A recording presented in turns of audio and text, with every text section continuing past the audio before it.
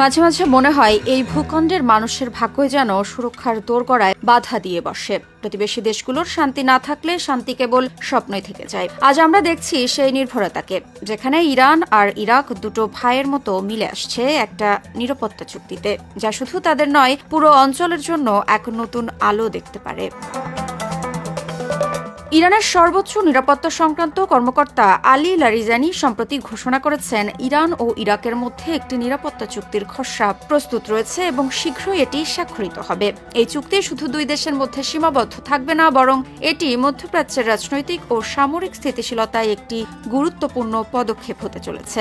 Larijani ওই ঘোষণায় জানান, ইরানের নিরাপত্তা নির্ভর করে তার প্রতিবেশী দেশগুলোর নিরাপত্তার উপর, অর্থাৎ প্রতিবেশীদের সঙ্গে বন্ধুত্ব ও সহযোগিতা ছাড়া নিজের সুরক্ষা নিশ্চিত করা সম্ভব নয়। এই দৃষ্টিভঙ্গি মধ্যপ্রাচ্যের মতো এক অস্থির অঞ্চলের জন্য অত্যন্ত তাৎপর্যপূর্ণ।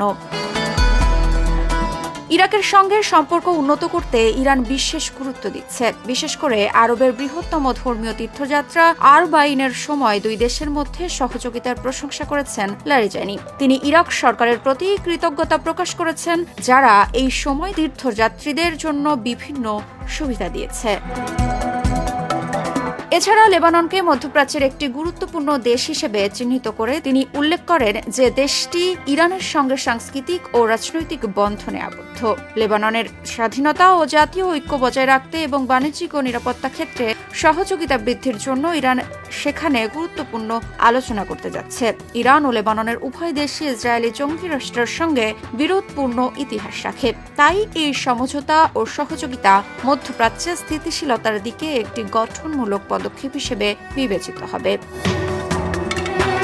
এই নতুন নিরাপত্তা চুক্তি শুধু দুই দেশের মধ্যে সাময়িক ও নিরাপত্তা বিষয়ক সমঝোতা নয়, এটি আঞ্চলিক রাজনৈতিক সমীকরণকে নতুন করে সাজানোর প্রচেষ্টা। ইরান স্পষ্টতই প্রতিবেশী দেশগুলোর সঙ্গে সম্পর্ক গড়ে তোলার মাধ্যমে নিজেকে আন্তর্জাতিক মহলে শক্তিশালী অবস্থানে দেখতে চায়। এছাড়া লেবাননের প্রতি তাদের সহযোগিতা বৃদ্ধি মধ্যপ্রাচ্যের রাজনৈতিক ভারসাম্য রক্ষায় সহায়ক হবে।